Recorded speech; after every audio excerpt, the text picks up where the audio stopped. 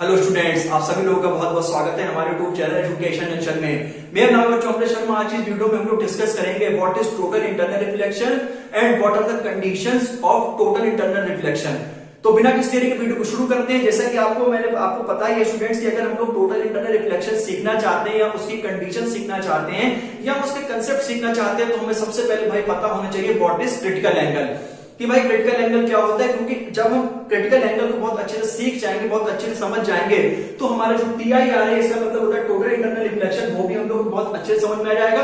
और साथ ही साथ जो उसकी कंडीशंस होती हैं तो उसके बारे में भी हम लोग बहुत अच्छे से सीख सकते हैं, बहुत अच्छे से समझ सकते हैं। तो बिना किसी देरी के हम लोग सबसे पहले आते हैं क्रिटिकल एंगल पे। क्रिटिकल एंगल क्या होता है? Critical angle it is the angle of incidence in a denser medium for which the angle of refraction becomes 90 degree in a rarer medium is known as a critical angle and it is denoted by IC। अब मैं आपको सब पूरा बहुत अच्छे से explanation करने की कोशिश करता हूं कि भाई हमारे देखिए दो मीडियम होते हैं, ठीक है। तो भाई एक मीडियम होता है रेरर मीडियम, एक मीडियम होता है डेंसर मीडियम। तो आपको रेरर मीडियम पता होना चाहिए और डेंसर मीडियम पता होना चाहिए क्या होता है। रेरर मीडियम एक ऐसा मीडियम होता है जिसमें जो हमारी स्पीड ऑफ लाइट होती है वो भाई मोर स्पीड से ट्रेवल करती है। क्या कहने का मतलब ये है कि जो हमारी स्पीड ऑफ लाइट होती है वो भाई मूव फास्टर होती है। सिमिलरली जो हमारा डेंसर मीडियम होता है उसमें जो स्पीड ऑफ लाइट होती है वो लेस स्पीड से ट्रेवल करती है। तो यही मैंने आपको समझाने की कोशिश करी है कि भाई it is the angle of incidence in a denser medium. ये एक एंगल ऑफ इंसिडेंस होता है, आपको बता देता हूं मैं। क्रिटिकल एंगल एक एंगल ऑफ इंसिडेंस होता है डेंसर मीडियम में for which the angle of refraction becomes 90 degree. उसके बाद जो हमारा जो एंगल ऑफ रिफ्रैक्शन होता है वो 90 डिग्री हो जाता है। किसमें? रेरर मीडियम में। एक बार फिर से स्टूडेंट कि भाई हमारा जो क्रिटिकल एंगल है ये एंगल ऑफ इंसिडेंस होता है इन अ डेंसर मीडियम में। कब तक के लिए? जब तक के लिए कि हमारा जो रिफ्रैक्शन है वो भाई रिफ्रैक्शन का जो एंगल है वो कितना हो जाए? 90 डिग्री हो जाए। कौन से मीडियम में 90 डिग्री हो जाए? रेरर मीडियम में 90 डिग्री हो जाए। तो इस टाइप की कंडीशन जब भी हम लोग को मिल जाती है, जब भी हम लोग को प्राप्त हो जाती है, तो तब हमारा जो ऐसा एंगल है वो हमारा क्या होता है? भाई क्रिटिकल एंगल होता है। और अब इसको किससे रिप्रेजेंट करते हैं? IC से। I मतलब होता है एंगल ऑफ इंसिडेंस और सफिक्स में हम लोग C लगा देते हैं जो कि हमको रिप्रेजेंट करता है, जो कि हमको बताता है, जो कि हम लोग को शिक्षा देता है कि ये जो एंगल हमारा जो एंगल ऑफ इंसिडेंस है वो क्या है? भाई क्रिटिकल एंगल है। ये जो C यहाँ पर स्टूडेंट भी सफिक्स में लिखा हुआ है, इससे आप समझ जाएंगे कि जो हमारा पर्टिकुलर एंगल है वो भाई कौन सा हमारा क्रिटिकल एंगल है। तो आप अगर इसको अगर सीख गए तो आप इससे बहुत स्पीड से बोलिए कि it is the angle of incidence in a denser medium for which the angle of refraction becomes 90 degree in a rarer medium, that type of angle is known as a critical angle and it is denoted by IC। कि भाई हमारा जो है angle of incidence होता है denser medium में कब तक के लिए? जब तक हमारा जो है एंगल ऑफ रिफ्लेक्शन कितना हो जाए? 90 डिग्री हो जाए। कौन से मीडियम में 90 डिग्री हो जाए? रेरर मीडियम में हो जाए। तो उस कंडीशन में हम लोगों को क्या प्राप्त हो जाता है? क्रिटिकल एंगल प्राप्त हो जाता है। ये मैंने आपको डायग्रामेटिकली समझाने की कोशिश करी है। तो इसमें मैंने एक मतलब मीडियम लिया हुआ है जिसमें कि एक मीडियम मैंने ऊपर देखिए एयर मीडियम लिया हुआ है और नीचे स्टूडेंट्स मैंने वाटर मीडियम लिया हुआ है।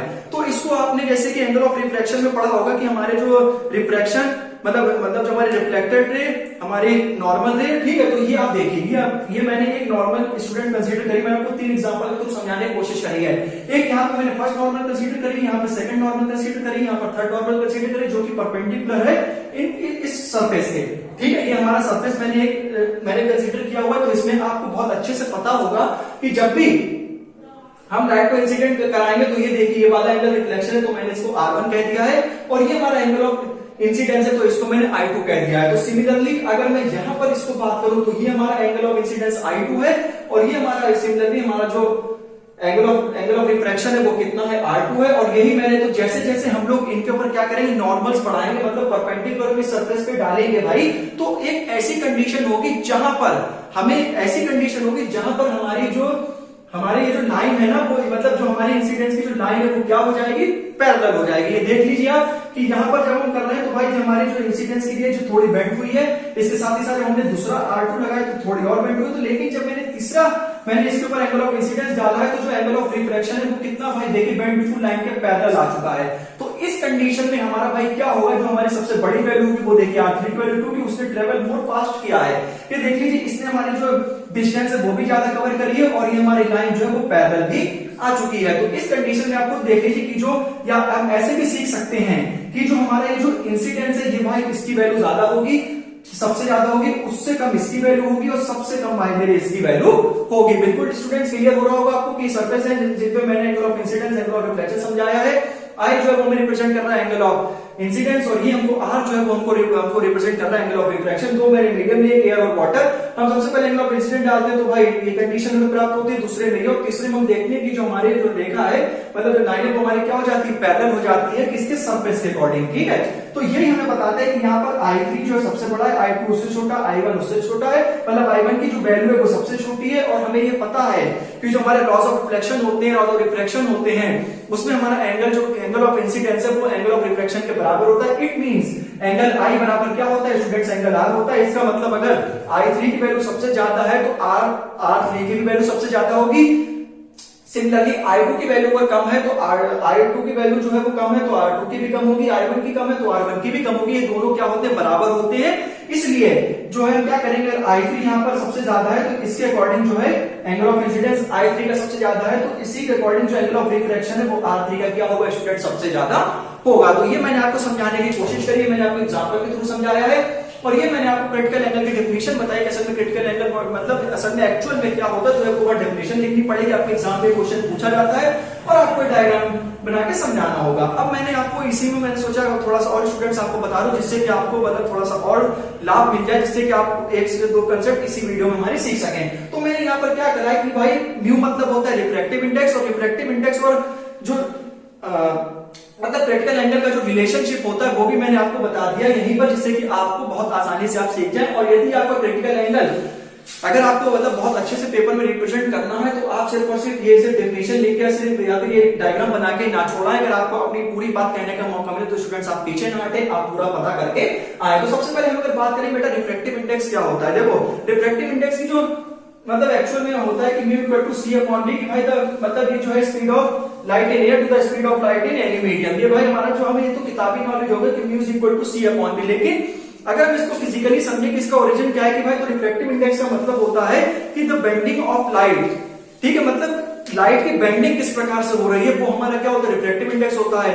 यही हमें सिखाता है। लेकिन ये हमें बताता है mu equal to c upon b से तो हम सिर्फ ऐसे निकाल सकते हैं कि सी अपॉन बी का जो रेशियो होता है वो क्या होता है, रिफ्रैक्टिव इंडेक्स होता है। लेकिन जो हमें एक्चुअल में रिफ्रैक्टिव इंडेक्स होता है वो हमें बताता है कि लाइट किस प्रकार से बेंड हो रही है, the bending of light from one medium to another, that is known as a refractive index, it is represented by mu. तो हमने सबसे पहले भाई देखिए यहाँ पे दो मीडियम है, एक वाटर का एक एयर का, तो हम सबसे पहले क्या करेंगे कि रिफ्रैक्टिव इंडेक्स निकालेंगे air with respect to water and हम लोग जो सेकंड जो थिंग करेंगे वो हम वहां पर निकालेंगे कि वाटर विद रिस्पेक्ट टू है, जो भाई जैसे ये लिखा है W म्यू है तो इसे हम पढ़ते हैं कि the refractive index of air with respect to water. तो जो बाद में लिखा है वो पहले पढ़ते हैं, जो पहले लिखा है वो बाद में पढ़ते हैं। एक बार फिर से देख लीजिए refractive index of air with respect to water. आपको पता है कि जो म्यू की जो वैल्यू होती है, आपने लॉज में रिफ्लेक्शन पता होगा कि mu is equal to sin i upon sin r होता है, angle of incident upon critical angle. जो रेशियो होता है sin i upon sin r, ये क्या होता है म्यू इक्वल टू, आपने पढ़ा होगा, मैं आपको एक बार बता देता हूं, mu is equal to sin i over sin r, ये आपने क्या होगा थर्ड लॉ होता है, ये आपको बहुत अच्छे से पता होगा।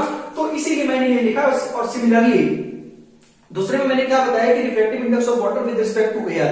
तो भाई जब हम सबसे सीधे सीधी बात करेंगे पहले तो sin i upon sin r, ये तो आपको बिल्कुल क्लियर हो गया होगा। लेकिन जब हम भाई वाटर की बात पहले करेंगे, एयर की बात बाद में करेंगे, तो ये बेटा पलट जाएगा। तो sin i upon sin r upon sin ic, sin ic यहाँ पर क्यों हुआ, क्योंकि हम यहाँ पे से किसकी बात कर रहे हैं भाई, क्रिटिकल एंगल की बात कर रहे हैं। इसीलिए मैंने यहाँ पर जो है sin r तो हमारा ऐसी का और I हमारा, मैंने आपको अभी 1-2 मिनट पहले बताया था कि हमें यहाँ पर किसकी क्रिटिकल एंगल क्या होता है, एंगल ऑफ इंसिडेंस होता है। एंगल ऑफ इंसिडेंस को किससे रिप्रेजेंट करते हैं, I से रिप्रेजेंट करते हैं। दैट टाइम मतलब यहाँ पर हमारा जो I है ना वही हमारा एंगल ऑफ इंसिडेंस है। तो यहाँ पर I के नीचे हम सफिक्स लगा देंगे जो कि sin i से हो जाएगा। राइट है, क्लियर है बिल्कुल। तो ये हमारा जो है refractive index of water with respect to sin i upon जो हमारा sin i है उसमें क्या आ जाएगा, sin ic आ जाएगा। और जो हमारा r है मैंने आपको अभी बताया था मतलब कितना 90 डिग्री है, ठीक है, क्योंकि हम नॉर्मल में हमारे ये सारे जो एंगल्स बेटा होते हैं कितने डिग्री होते हैं बेटा, 90 तो होते हैं। क्लियर हो रही होगी आपकी बात को, ठीक।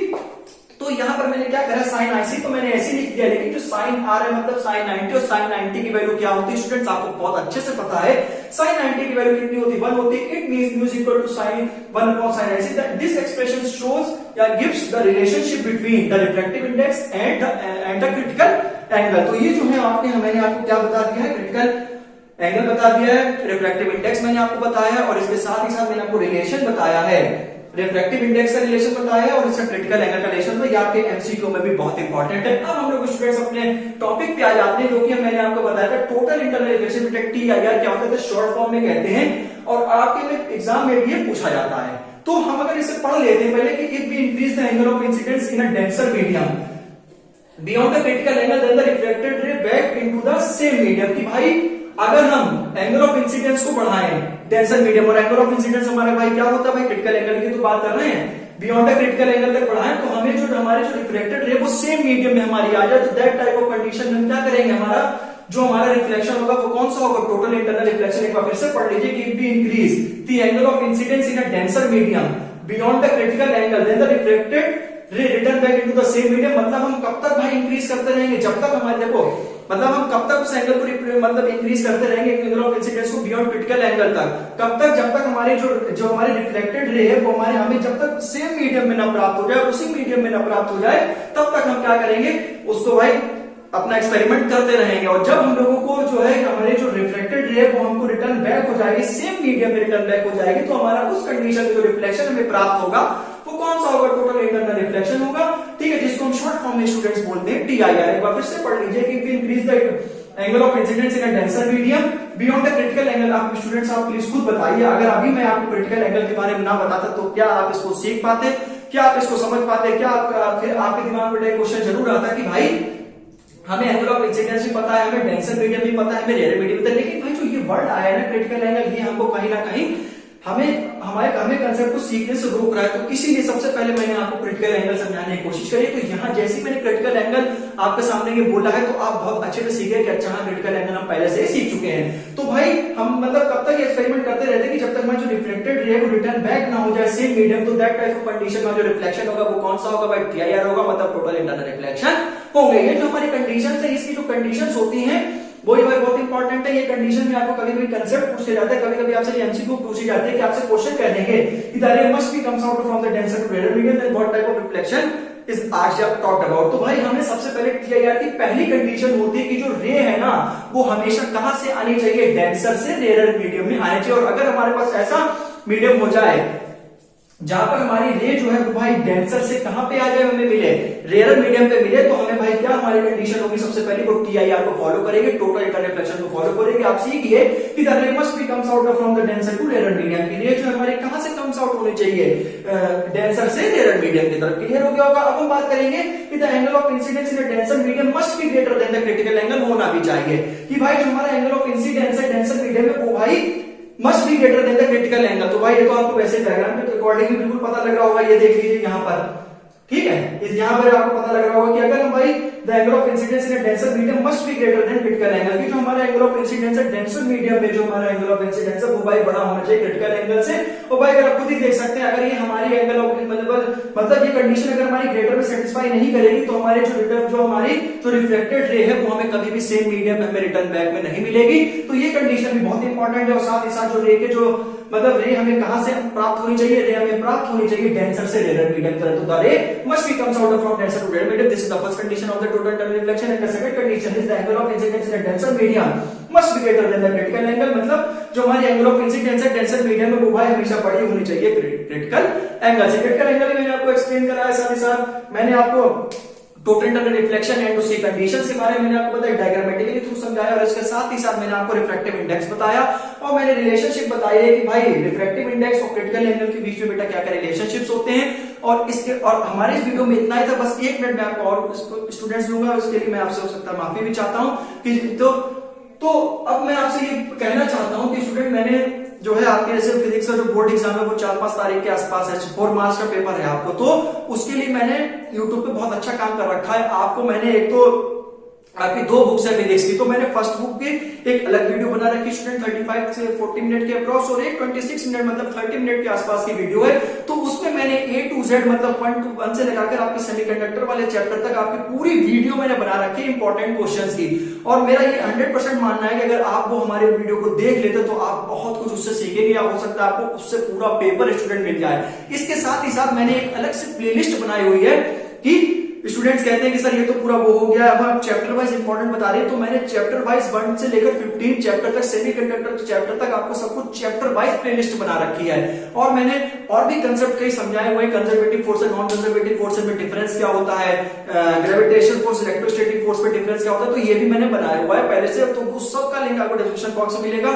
और आप मेरी कोई वीडियो देखे ना देखे तो प्लीज आप हमारे जो एक प्लेलिस्ट मैंने जो chapter wise physics important question for board exam के नाम है प्लेलिस्ट का, तो स्टूडेंट उसमें से 5-5, 6-6 मिनट की वीडियो है, उसमें अगर आप प्लीज, अगर आप हमारी लॉन्ग वीडियो नहीं देखना चाहते तो वो कोई बात नहीं, स्टूडेंट वो 40 मिनट के आसपास है, तो लेकिन आप 6 मिनट के जो 7 मिनट के आसपास की वीडियो वो आप अगर देख लेते हैं तो आपको चैप्टर वाइज आपको बहुत उससे नॉलेज मिलेगी और आप बहुत कुछ उससे सीखेंगे। और आप जो है अगर उन क्वेश्चन को प्रैक्टिस कर लेते तो आपको हो सकता है फुल पे फुल मार्क्स कर सकते हैं, आप बहुत अच्छा स्कोर कर सकते हैं। तो इसी प्रकार से हम इस वीडियो को भाई एंड करते हैं।